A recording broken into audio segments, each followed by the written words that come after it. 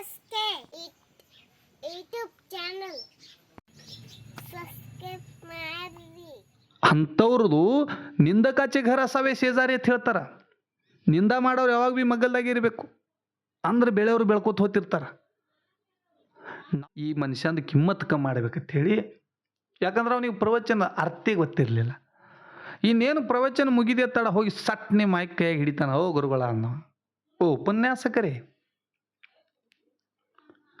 ಪ್ರವಚನ ಎಲ್ಲ ಭಾಳ ಚಂದ ಹೇಳ್ತೀರಿ. ಎಷ್ಟೋ ಮಂದಿ ಸುಧರಾಚಾರ ಕುಡಿಯೋರು ಕುಡಿದು ಬಿಟ್ರು, ಸೇದೋರು ಸೇದೋದು ಬಿಟ್ರು, ಜಗಳಾಡೋರು ಜಗಳಾಡೋದು ಬಿಟ್ರು, ಎಷ್ಟೋ ಮಂದಿ ಪ್ರಪಂಚ ವಾಂಕಿದ್ದವ್ರು ಪ್ರಪಂಚ ಚಂದ ಮಾಡ್ಕೊಂಡು ಹೊಂಟ್ರು.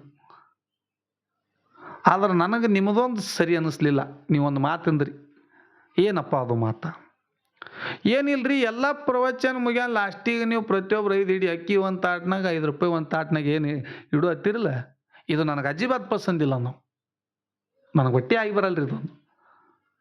ಅವಂದ ನೀ ಎಟ್ಟು ನೀಡಿದತ್ ಕೇಳು, ನನಗಿದು ಪಸಂದೇ ಬರಲ್ಲ ಅಂದ್ರೆ ನಾ ಯಾಕೆ ನೀಡ್ಲಕ್ಕೆ ಹೋಲಿ ಅನ್ನೋ. ಗುರು ಬ್ರಹ್ಮ ಗುರು ವಿಷ್ಣು ಗುರುದೇವೋ ಮಹೇಶ್ವರ ಗುರು ಸಾಕ್ಷಾತ್ ಪರಬ್ರಹ್ಮ ತಸ್ಮೇ ಶ್ರೀ ಗುರುವೇ ನಮಃ ಎಂದು ಹೇಳುತ್ತಾ,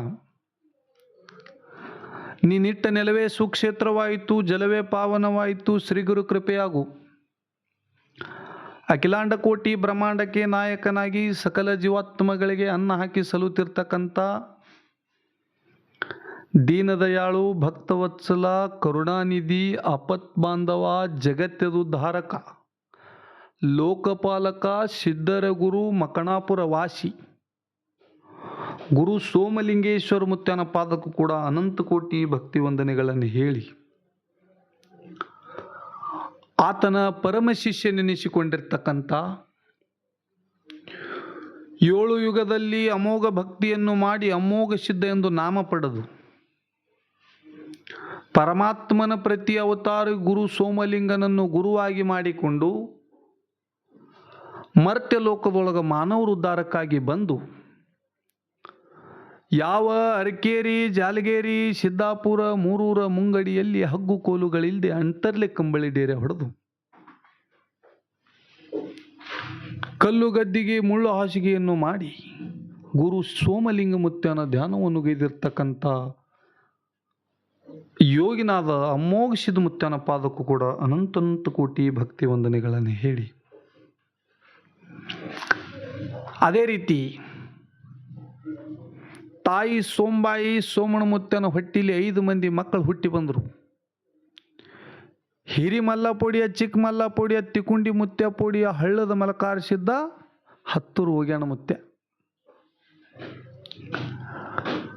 ಹಿಂಡ ಸಿದ್ಧರೊಳು ಪುಂಡ ಸಿದ್ಧ ಶತಕೋಟಿ ಸಿದ್ಧರೊಳಗ ಬೆಂಕಿ ಊಟ ಮಾಡಿರ್ತಕ್ಕಂಥ ನನ್ನ ಗಂಡ ಮಲಕಾರಿಸಿದ್ದ, ಹಳ್ಳದ ಮಲಕಾರಿಸಿದ್ದ, ಸನ್ಯಾಸಿ ಮಲಕಾರಿಸಿದ್ದ, ಎನ್ನ ಸಂಘದ ಒಡೆಯ ನೆನೆಸಿಕೊಂಡಿರ್ತಕ್ಕಂಥ ಮಲಕಾರಿಸಿದ್ದ ಮುತ್ಯ ಬೆಳಂಡಿಗಿ ಮುತ್ಯಾನ ಪಾದಕ್ಕೂ ಕೂಡ ಅನಂತ ಕೋಟಿ ಭಕ್ತಿ ವಂದನೆಗಳನ್ನು ಹೇಳಿ, ಅದೇ ರೀತಿಯನ್ನ ಜ್ಞಾನಕ್ಕೆ ಜ್ಯೋತಿ ಎನಿಸಿಕೊಂಡಿರ್ತಕ್ಕಂಥ ಕವಿ ತಿಲಕಮಣಿ, ಸಿದ್ಧರತ್ನ, ದಾಸೋಹ ಮೂರ್ತಿ, ಮುತ್ಯಾನ ಎಡಕ ಮಟ್ಟವನ್ನು ಕಟ್ಟಿ ಜಗತ್ತದೊಳಗ ಅಮೋಘ ಸಿದ್ಧ ಮುತ್ಯಾನ ಕೀರ್ತಿ ಮುಗಲೆತ್ತರಕ್ಕೆ ಮುಟ್ಟಿಸಿರ್ತಕ್ಕಂಥ ಅಂಶಿದ್ಧ ಮುತ್ಯಾಂದೇ ಪ್ರತಿ ಅವತಾರ ಮಂದಲಪುರ ಪುಣ್ಯ ಗ್ರಾಮದೊಳಗೆ ಜನ್ಮೆತ್ತಿ ಬಂದಿರತಕ್ಕಂಥ ಗುರು ಮದಗೊಂಡ ಮುತ್ಯನ ಪಾದಕ್ಕೂ ಕೂಡ ಅನಂತ ಕೋಟಿ ಭಕ್ತಿ ವಂದನೆಗಳನ್ನು ಹೇಳಿ, ಅದೇ ರೀತಿ ಈ ಒಂದು ಯೂಟ್ಯೂಬ್ ಮುಖಾಂತರ ಪ್ರತಿದಿನ ತಮಗೊಂದು ಅಧ್ಯಾತ್ಮ ಅನುಭವದ ವಿಷಯವನ್ನು ಮನತನಿಸುವಂತೆ ಮುಟ್ಟಿಸ್ತಿರ್ತಕ್ಕಂಥ ರಾಹುಲ್ ಮಾಸ್ತರ್ ಉಟಿಗಿ ಹಾಗೂ ಸಂಗು SK ಯೂಟ್ಯೂಬ್ ಚಾನಲ್ ಒಳಗೆ ತಮ್ಮೆಲ್ಲರಿಗೂ ಹಾರ್ದಿಕ ಸ್ವಾಗತ. ಪ್ರತಿದಿನದಂತೆ ಈ ದಿನವೂ ಕೂಡ ಏನಾರೇ ಒಂದು ಹೊಸ ವಿಷಯ ತಗೊಂಡು ತಮಗೆ ಬೋಧನೆ ಮಾಡಬೇಕಂತ ಹೇಳಿ ಬಂದಿದ್ದೆವು ನಾವು ಇವತ್ತಿನ ವಿಷಯ ಏನಪ್ಪ ಅಂದ್ರೆ ಧರ್ಮ ರಕ್ಷಣೆಗಾಗಿ ದಾನ ಮಾಡಬೇಕು. ಧರ್ಮವನ್ನು ಉಳಿಸುವ ಸಲುವಾಗಿ ದಾನ ಮಾಡಬೇಕು.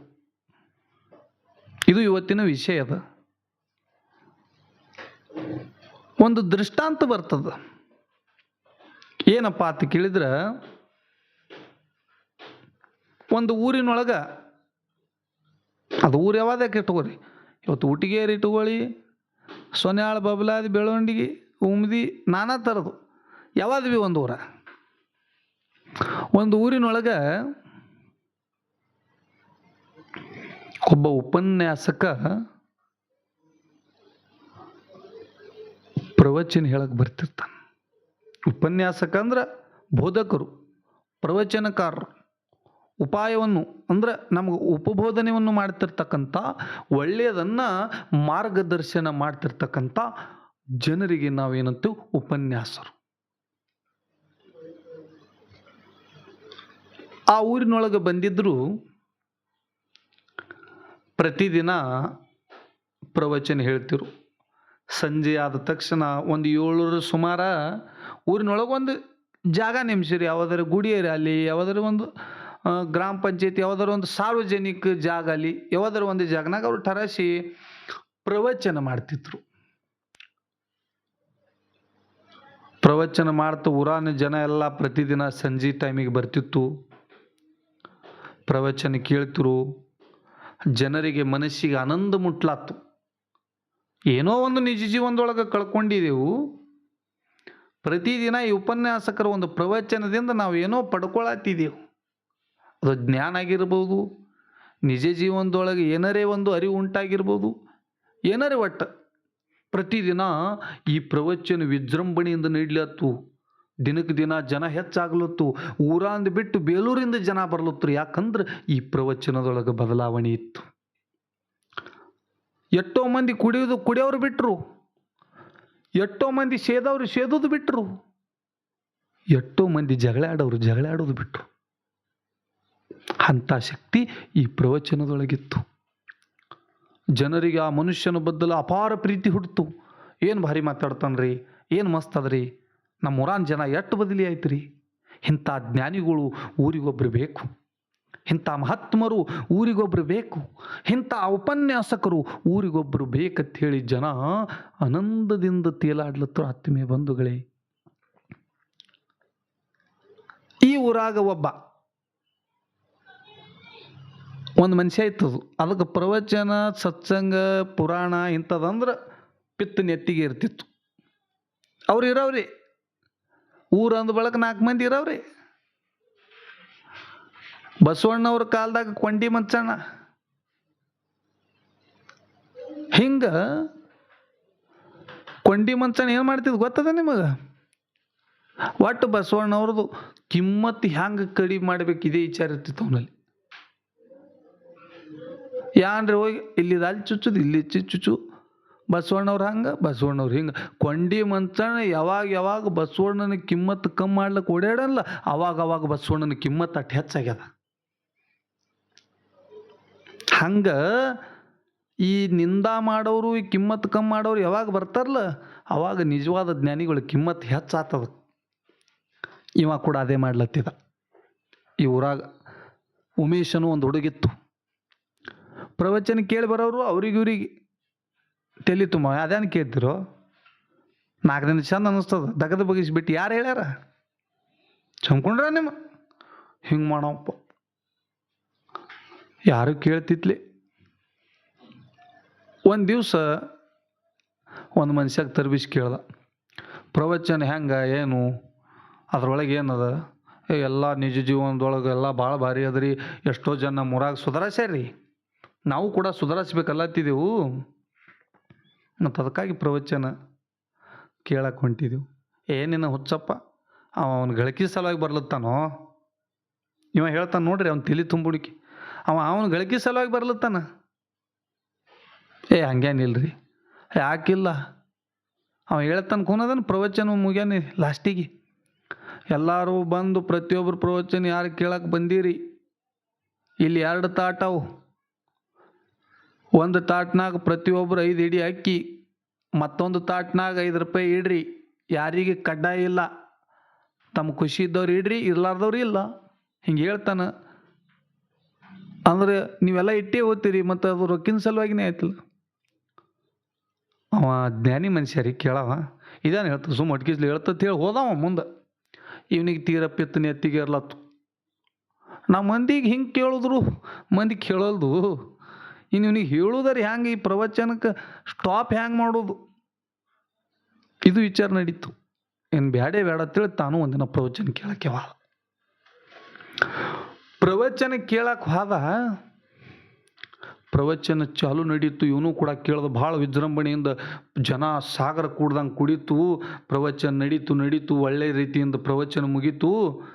ಇವನಿಗೂ ಕೂಡ ಪ್ರವಚನ ಬದ್ದಲ ಒಳ್ಳೆ ಅರಿವು ಉಂಟಾಯಿತು. ಆದ್ರೆ ಮನುಷ್ಯನೊಳಗೆ ಸಂಕಲ್ಪ ಇಟ್ಕೊತ ಬಂದಾನ, ಈ ಪ್ರವಚನ ಬಂದ್ ಮಾಡಬೇಕು, ಈ ಮನುಷ್ಯಂದು ಕಿಮ್ಮತ್ ಕಮ್ಮಿ ಮಾಡ್ಬೇಕಂತೇಳಿ.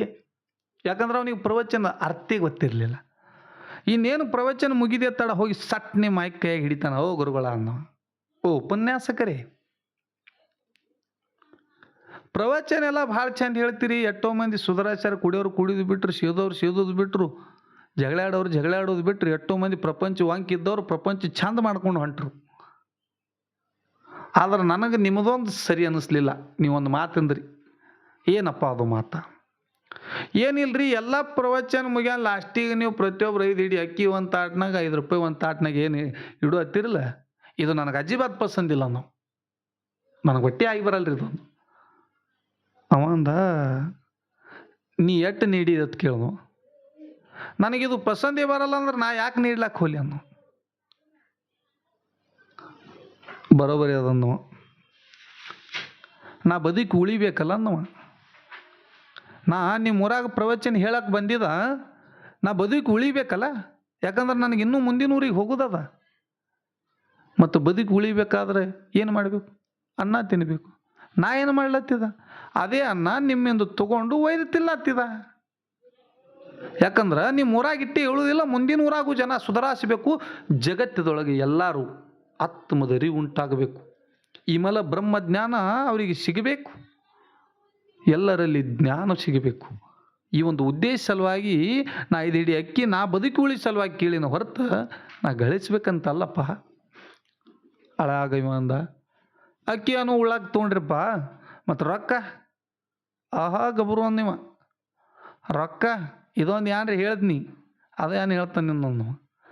ಅವಾಗ ಹೇಳ್ದವ, ನಾ ಈ ಊರಂದು ನಿಮಗೆ ಬೋಧನೆ ಮಾಡಿ ಮುಂದಿನ ಊರಿಗೆ ಹೋದಂದ್ರೆ ನೀವು ಇದು ಎಂದು ಕೇಳಿ ನಾಳೆಗೆ ಮರ್ತ್ರ. ನಾ ಹೇಳಿದ್ದು ಅನರ್ಥ ಆಯ್ತು. ನಾ ಹೇಳಿದ್ದೆಲ್ಲ ವೇಸ್ಟ್ ಆಗ್ತದ, ಹೇಳಾರ್ದಂಗೆ ಆಗ್ತದ. ಇದು ಹಿಂಗೆ ಜಗತ್ತಿನ ಈ ಒಂದು ಜ್ಞಾನಿಗಳೇನು ಬಂದಾರೆ ಅವರು ತಲೆ ಒಳಗೆ ಉಳಿಬೇಕಂತ ಹೇಳಿ ನಾವು ಇದಕ್ಕಾಗಿ ಒಂದು ಪುಸ್ತಕ ಮುದ್ರಣ ಮಾಡಿದ. ತಾವೆಲ್ಲರೂ ಓದಬೇಕು, ನಿಜ ಜೀವನದೊಳಗೆ ಅದನ್ನು ತಿಳ್ಕೊಬೇಕಂತ ಹೇಳಿ ನಾವೊಂದು ಪುಸ್ತಕ ಮುದ್ರಣ ಮಾಡಿದ. ಹೋಗು ಎಳೆಯಾಗ ಯಾರ್ಯಾರು ಪ್ರವಚನ ಕೇಳಕ್ಕೆ ಬಂದಾರಲ್ಲ ಅವ್ರಿಗೆ ಆ ಪುಸ್ತಕ ಕೊಟ್ಟು ಹೋಗೋದೇನು. ಆ ಪುಸ್ತಕ ಮುದ್ರಣ ಸಲುವಾಗಿ ನಾ ₹5 ದಾನ ತೊಳುತ್ತೀನಿ ಹೊರತು ಮತ್ತೆದಕ್ಕೂ ಅಲ್ಲ. ಅವಾಗ ಆತ್ಮದ ಅರಿವು ಉಂಟಾಯಿತು. ಏರಿದ ಅಹಂಕಾರ, ಏರಿದ ಗರ್ವ ಸರ್ರನೆ ತಳಗೆ ಬತ್ತು ನೋಡ್ರಿ. ಹೇ ಪರಮಾತ್ಮ, ಹೇ ಗುರುವೇ, ಆತ್ಮದ ಅರಿವು ಉಂಟಾಗಲಾರದೆ ಅಜ್ಞಾನವನ್ನು ಕತ್ತಲೆ ಒಳಗೆ ತಿಳಿಲಾರದೆ ನಿನಗೇನರೆ ಮಾತಾಡ್ದು ತಂದಿ.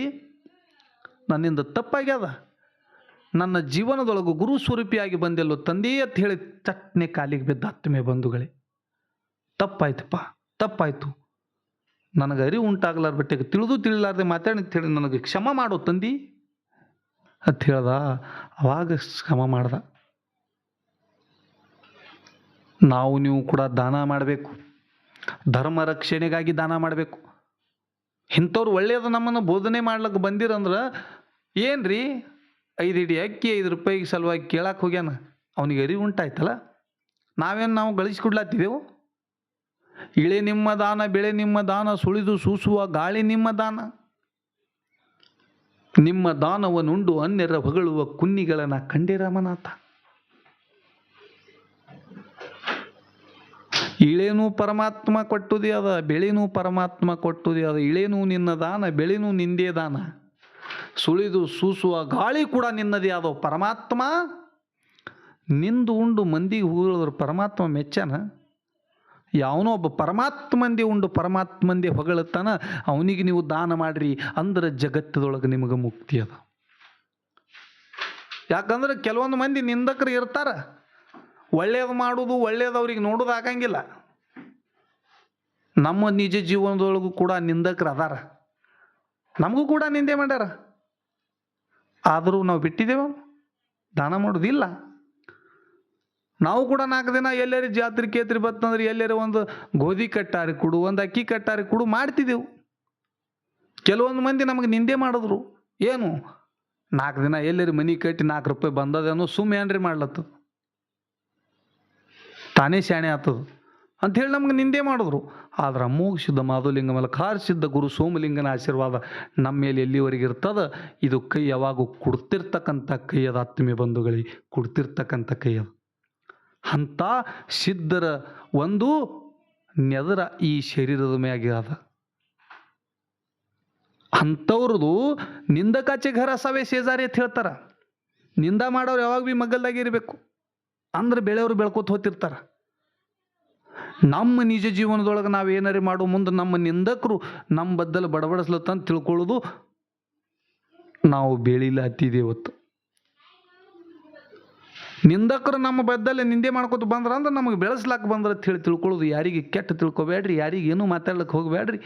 ನಿಮ್ಮ ನಿಜ ಜೀವನದೊಳಗೆ ನಿಮ್ಮ ಸಂಕಲ್ಪ ಏನದ, ಒಳ್ಳೆಯ ಸಂಕಲ್ಪವನ್ನು ಇಟ್ಟುಕೊಂಡು ನೀವು ದಾನ ಧರ್ಮ ಏಕನಿಷ್ಠೆಯಿಂದ ಮಾಡಿದ್ರಪ್ಪ ಅಂದ್ರೆ ಪರಮಾತ್ಮ ನಿಮಗೆ ಒಂದು ದಿನ ಉನ್ನತ ಮಟ್ಟಕ್ಕೆ ಬೆಳೆಸ್ತಾನಂತ ಒಂದು ಆತ್ಮವಿಶ್ವಾಸದ ಮೇರೆಗೆ ಇದೇನಂತಾರಲ್ಲ, ಧರ್ಮ ರಕ್ಷಣೆಗಾಗಿ ದಾನ ಇವತ್ತಿಂದ ಒಂದು ಉದಾಹರಣೆ ನಿಮಗೆ ಕೊಟ್ಟುದಾಗ್ಯದ.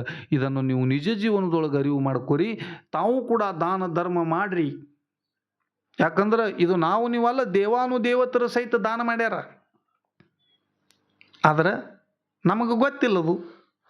ನಾವು ಆಧ್ಯಾತ್ಮದ ಕಡೆ ಹೊಂಟಿಲ್ಲಿ, ಅದು ನಮಗೆ ಗೊತ್ತಾಗೋದಿಲ್ಲ. ಆಧ್ಯಾತ್ಮದ ಕಡೆ ಹೋರಿ. ನಿಜ ಜೀವನದೊಳಗೆ ಆಧ್ಯಾತ್ಮ ಅನ್ನೋದು ಭಾಳ ಒಂದು ಭವಸಾಗರ ಇದ್ದಂಗೆ ಅದಪ್ಪ. ಅದರ ಒಳಗೆ ಒಮ್ಮೆ ಇಳೀರಿ, ತಿಳ್ಕೋರಿ ಅಂದ್ರೆ ನಿಜ ಜೀವನದೊಳಗೆ ನಿಮಗೆ ಮಾರ್ಗ ಭಾಳ ಸೋಪ ಅದ. ಅದಕ್ಕೆ ಆತ್ಮೀಯ ಬಂಧುಗಳೇ, ದಾನ ಧರ್ಮ ಮಾಡ್ರಿ ಅನ್ನಂಥ ಮಾತನ್ನು ಹೇಳಿ ಈ ಒಂದು ಕಾರ್ಯಕ್ರಮ ಇಲ್ಲಿಗೆ ಮುಕ್ತಾಯ ಮಾಡ್ತೀವಿ. ಧನ್ಯವಾದಗಳು.